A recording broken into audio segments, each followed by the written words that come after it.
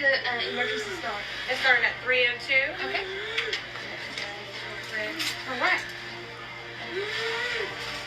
All right, Miss Kelly, Get get that your EpiPen vital. soon, okay? Hang in there.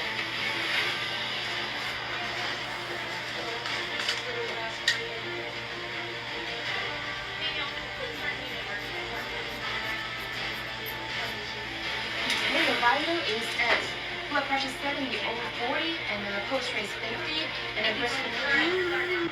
And that's Epi of 0.3.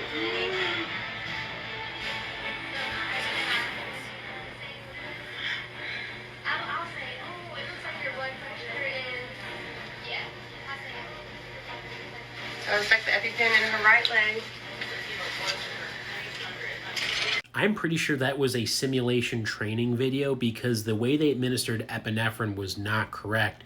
This appears to be one of the cases that covers the actual auto-injector, so this was not necessarily a live one. Plus, in the video, you may have noticed that she had jabbed the pen in not once, but actually twice, which is not something that you do.